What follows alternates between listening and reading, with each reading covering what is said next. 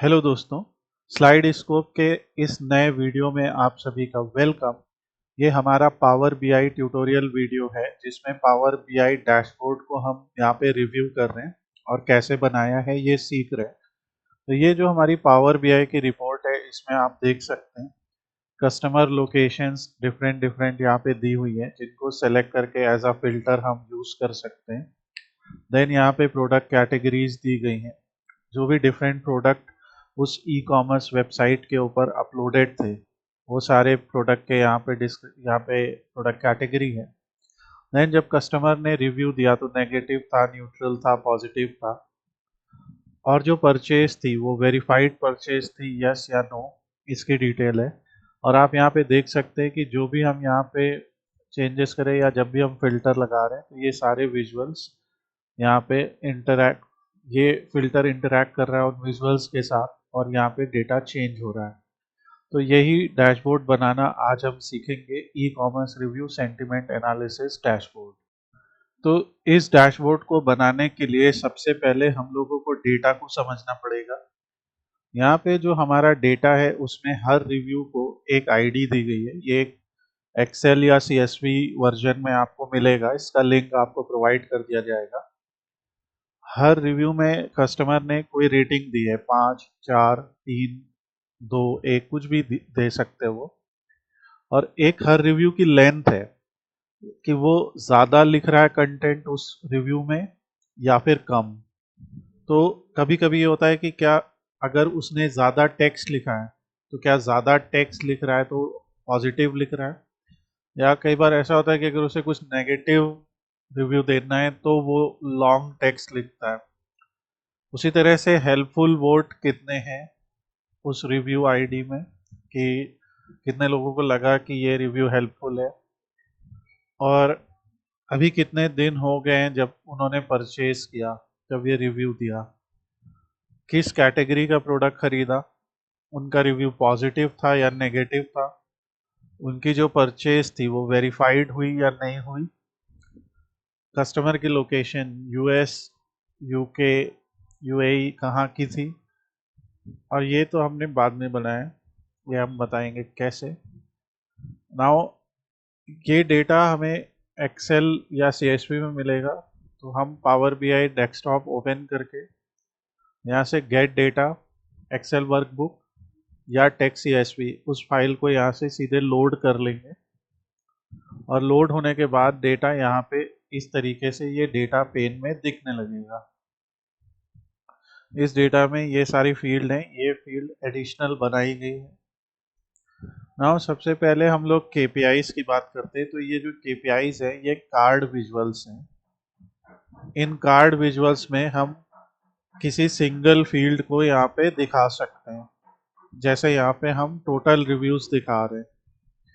तो card visual को हमने यहाँ से ड्रैग किया और यहाँ पे एक फील्ड यहाँ पे ऐड कर दी।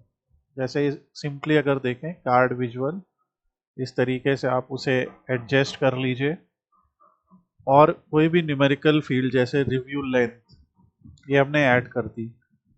अब हम इसका एवरेज, सम, मिनिमम ये सब सेलेक्ट कर सकते हैं। तो ऑन एन एवरेज किसी रिव्यू में उन्होंने 252 कैरेक्टर्स का इस्तेमाल किया है। अब ये जो कार्ड विजुअल है ये इसकी फॉर्मेट स्टाइलिंग है, जहाँ पे आप एफेक्ट्स में आके इसमें शैडो ऐड कर सकते हैं, और उसी इफेक्ट में यहाँ पे आप विजुअल बॉर्डर इनेबल कर सकते हैं। इस विजुअल बॉर्डर को आप राउंडेड कॉर्नर जैसे 12 पिक्सल तक यूज कर सकते हैं। और अगर आप सेम इफेक्ट में विजुअल बॉर्डर का कलर वाइट कर दें तो ये कुछ ऐसा इफेक्ट देता है। तो हमने यही चीज़ बनाई है, आप इसको वीडियो को पॉज करके यहाँ पे साथ में कर सकते हैं। और ये हमारा पहला बना, उसी की हमने कॉपी की, तो यहाँ से कॉपी कीजिए और पेस्ट कीजिए, एक और कॉपी बनाई है। तो इसमें हमने जो यूज़ किया है फील्ड वो क्या है, टोटल रिव्यूज़। तो अब हम सबसे पहले हमने यहाँ पे क्या किया, एक नया टेबल बनाया जहाँ पे हम अपने सारे मेजर्स सेव करेंगे। ये मेजर्स कैलकुलेटेड वैल्यूज़ है, जो वैल्यूज़ हमें दी नहीं गई हैं पर हम इन्हें कैलकुलेट करके बनाते हैं। तो मेजर्स यहाँ पे ओपन किया, तो मेजर्स टेबल बनाने के लिए यहाँ से मॉडलिंग टैब में न्यू टेबल पे क्लिक कीजिए और इस टेबल का नाम कुछ भी रख लीजिए, जैसे my major table. My major table हमने बनाई, ये एक एम्प्टी टेबल हमारी यहाँ पे बन जाएगी। अब इस टेबल में आके हम न्यू मेजर बना लेंगे। मान लीजिए मैं इसका नाम लिख रहा हूँ कितने रिव्यूज हुए, तो नाम कुछ भी आप रख सकते हैं, जैसे हमने रखा टोटल रिव्यूज। और यहाँ पे हम एक फंक्शन यूज करेंगे सम। और अब हमें यहाँ पे देखना पड़ेगा कि टोटल रिव्यूज एक्चुअली दिया कैसे। तो आपको पता है हर रिव्यू की एक आईडी है, तो रिव्यू की आईडी यूनिक है। तो इसके लिए हम जिस फंक्शन का यूज करेंगे वो है काउंट रोज।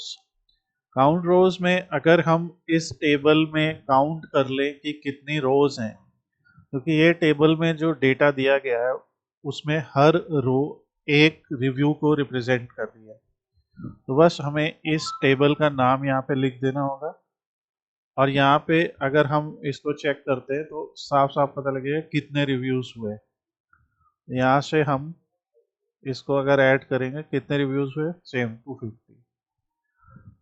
एक और चीज ये है कि ये जो पीछे आपको बैकग्राउंड दिख रहा है ये एक इमेज है। तो अगर हम कैनवस बैकग्राउंड पे बात करें तो आप देख सकते हैं ये एक इमेज है। ये इमेज आप देख सकते हैं कुछ इस तरीके की है। तो हमने कैनवा का यूज करके एक इस तरह की इमेज बना ली और इस इमेज में हेडिंग लिख ली, ये सब ऐसे यहाँ पे आइकन्स ऐड कर दिए ताकि एक वेबसाइट जैसा फील हो। और फिर सारे विजुअल्स हम इस एरिया में ऐड कर रहे हैं, यही यहाँ पे हो रहा है। तो इस तरीके से हम मेजर्स बनाएंगे। तो टोटल रिव्यूज का जो मेजर है वो यही है, काउंट रोज। फिर है एवरेज डेज सिंस परचेज। तो इसके लिए हमने एवरेज फंक्शन यूज किया है और इस मेजर में जो कॉलम हमने सेलेक्ट किया है वो है e commerce customer reviews table से डेज सिंस परचेज, और इसको हमने नाम दिया है एवरेज डेज सिंस परचेज। इसी तरीके से हेल्पफुल वर्ड्स, इसके लिए हम सम फंक्शन का यूज करेंगे। तो total number of helpful words हर रो में दिए गए हैं कि कितने हैं। तो अगर हम इन सब का सम कर देते हैं तो ये हेल्पफुल वर्ड्स आ जाएगा। ये हमने यहाँ पे फील्ड यूज की है। उसी तरीके से ये है एवरेज रेटिंग। एवरेज रेटिंग के लिए हमने अगेन एवरेज फंक्शन का यूज किया है और जो रेटिंग हर कस्टमर ने दी उसको हमने यहाँ पे एज अ मेजर कैलकुलेट किया और फिर यहाँ पे इस कार्ड में उसे ड्रैग कर दिया। उसी तरीके से एवरेज रिव्यू लेंथ, इसके लिए हमने कोई मेजर नहीं बनाया क्योंकि बस हमने यहाँ से रिव्यू लेंथ को ड्रैग किया और यहाँ से सिर्फ एवरेज सेलेक्ट किया। तो दिस विल गिव कि कितना उसका एवरेज रिव्यू लेंथ है। तो ये आपके इस तरीके से 5 KPIs बनाए। फिर हमने एक यहाँ पे ये विजुअल बनाया है जिसको कि फील्ड मैप कहते हैं। फील्ड मैप में अगर आपके डेटा में ज्योग्राफिकल डेटा दिया है, जैसे यहाँ पे कस्टमर लोकेशन दी है, तो आप इसका इस्तेमाल कर सकते हैं। फील्ड मैप में लोकेशन फील्ड में हमने कस्टमर लोकेशन को ऐड किया और टूल टिप्स में एवरेज रेटिंग को ऐड किया। उससे इस तरीके का मैप बना। पर इस मैप में आप देख रहे हैं ये कलर दिखाया जा रहा है। कुछ का कलर डार्क है जहां एवरेज रेटिंग 3.13 है, कुछ का कलर लाइट है जहां एवरेज रेटिंग 2.39 है। ऐसा इसलिए है, हमने यहाँ पे सेटिंग में गए और फिल कलर्स में हमने एक कंडीशनल फॉर्मेटिंग कलर ऐड किया जिसमें हमने फॉर्मेट स्टाइल ग्रेडियंट चूज किया और फिर इसने पूछा कि ये किस फील्ड पे बेस्ड होगा, तो हमने उसमें एवरेज रेटिंग सेलेक्ट कर लिया। तो अब एवरेज रेटिंग की एक मिनिमम वैल्यू होगी, एक मैक्सिमम वैल्यू होगी। तो मिनिमम वैल्यू को हमने कहा कि आप ये वाला कलर दीजिए और मैक्सिमम वैल्यू को ये वाला कलर दीजिए और इसको हमने ओके कर दिया। इस तरीके से आप ग्रेडियंट कलर लगा सकते हैं। तो नंबर अगर छोटा है तो एक कलर मिलेगा उसे, बड़ा है तो दूसरा, और अगर नंबर उनके बीच में लाई कर रहा है तो कुछ इस टाइप का मिक्स कलर आएगा। उसी सेम चीज को हमने यहाँ से कॉपी किया, वो ग्रेडियंट कॉपीड रहेगा। अब average rating by product category, इसके लिए हमने यहाँ पे ट्री मैप का इस्तेमाल किया है। ट्री मैप के लिए आप देख सकते हैं ग्रॉसरी, तो ट्री मैप में आप एक कैटेगोरिकल डेटा को ऐड करते हैं कैटेगरी में, और वैल्यू में आप एक नंबर को ऐड करते हैं। तो हमने यहाँ पे कैटेगरी में प्रोडक्ट कैटेगरी और रेटिंग किया। तो अब क्या होगा, इस ट्री में जिस प्रोडक्ट के एवरेज रेटिंग सबसे ज़्यादा होगी वो यहाँ पे टॉप कॉर्नर ले लेगा, टॉप लेफ्ट कॉर्नर, और जिसकी सबसे कम होगी वो टॉप यहाँ पे बॉटम राइट कॉर्नर ले लेगा। और फिर इस तरीके से ये अरेंज हो जाएगा। तो सबसे ज़्यादा ग्रॉसरी, फिर बुक्स, फिर फैशन, फिर इलेक्ट्रॉनिक्स, फिर स्पोर्ट्स, ब्यूटी, फिर स्पोर्ट्स, फिर होम। तो इस तरीके से एक ट्री फॉर्म करता है। थर्ड, हमने average rating by review sentiment की, अगर किसी का रिव्यू पॉजिटिव है तो क्या उनकी एवरेज रेटिंग ज़्यादा है, जो कि दिख रहा है, या अगर उनका रिव्यू पॉजिटिव है तो उनकी एवरेज रेटिंग 3.19 है। इसके लिए हमने क्लस्टर्ड बार चार्ट लिया। क्लस्टर बार चार्ट में हमने रिव्यू रेटिंग वाई एक्सिस पे रखी और एवरेज रेटिंग एक्स एक्सिस पे। तो जब आप इनको, जब एक बार मैप बनाने के बाद आप इसे कॉपी करेंगे तो ये सारा कॉपी होता चला जाएगा। और यहाँ पे आपको लेजेंड को ऑन करना है तो ये दिखाएगा भी कि एवरेज रेटिंग लो वैल्यू ये हल्का पिंक कलर है और हाई वैल्यू ये डार्क ब्लू कलर है। तो ये क्लस्टर्ड बार चार्ट भी आप तभी यूज करते हैं जब आपके पास एक कैटेगोरिकल डेटा हो, जैसे रिव्यू सेंटीमेंट। इसमें केवल 3 ही वैल्यूज हैं, पॉजिटिव, न्यूट्रल और नेगेटिव। उसी तरीके से average rating by verified purchase है। इसके लिए हम लोगों ने एक डोनट चार्ट यूज किया है। डोनट चार्ट में वेरीफाइड परचेज यस या नो है, 2.90 एंड 3. जिन्होंने प्रोडक्ट खरीदा, वेरीफाई प्रोडक्ट खरीदा या जिनका वेरीफाइड परचेज था, तो उनकी एवरेज रेटिंग ज़्यादा है और उनकी कम है। तो यहाँ पे हम बेसिकली एवरेज रेटिंग और रिव्यूज के एनालिसिस कर रहे हैं।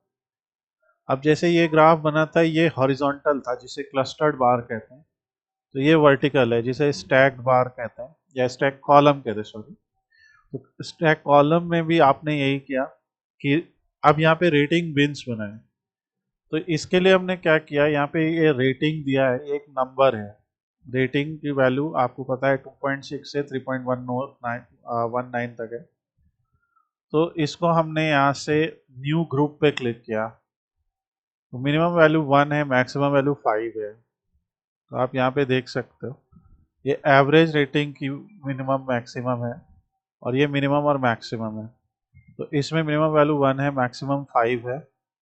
तो यहाँ पे हम बिन बना देते हैं कि ये उसको 5 बिन बना देगा कि कितने लोगों ने 1 दी, कितनों ने 2, कितनों ने 3, कितनों ने 4, कितनों ने 5। तो बिन साइज 1 रखा है हमने, तो ये ऐसे बिन बना देगा और ये इस तरीके का ये बिन आ जाएगा। यहाँ पे आप देख सकते हैं मिनिमम वैल्यू 1, मैक्सिमम वैल्यू 5 और बिन काउंट हमने 5 रखे कि हमें टोटल 5 बिन बना दो, 1 से 5 तक के 5 बिन बना दो। तो हर बिन का साइज कुछ 0.8 आ रहा है बेस्ड ऑन रेटिंग। फिर तो ये नंबर अब बन गया कैटेगोरिकल और इसको हमने यहाँ पे रख दिया। और इसी तरह से जो टोटल नंबर ऑफ रिव्यूज हैं वो वाई एक्सिस पे रख दिए। तो इससे हमें दिख रहा है कि एक रेटिंग देने वाले 60 लोग हैं जो सबसे ज़्यादा है। फिर सेकंड नंबर पे 3.40 रेटिंग देने वाले लोग हैं जो 54 हैं। तो ये हमारा एक चार्ट बना। एंड ये जो ग्रेडियंट आ रहा है ये तभी आ रहा है जब हम इसको कॉपी करके रखते हैं। और ये हमारा है डे सिंस परचेज, जो कि एक स्कैटर प्लॉट है जिसमें एक्स और वाई एक्सिस पे रेटिंग और डे सिंस परचेज है। तो ये है हमारा सिंपल चार्ट विजुअल। फिल्टर्स हमने किस तरीके से बनाए हैं इसको हम लोग नेक्स्ट चैप्टर में डिस्कस करेंगे। तब तक आप ये विजुअल्स रेडी कीजिए। अगर आपके कोई क्वेश्चंस हैं तो आप हमसे डिस्कस कर सकते हैं। अगर आप बिल्कुल स्क्रैच से सीखना चाहते हैं ये वीडियो बना, तो हमारा एक और वर्जन है इसका जो हमने इंग्लिश में बनाया, उसका लिंक भी मैं डिस्क्रिप्शन में ऐड कर दूंगा। तब तक के लिए आप इसे ट्राई कीजिए, जो भी आपके क्वेश्चंस या सजेशंस हैं वो हमें बताइए। Thanks for watching, have a nice day.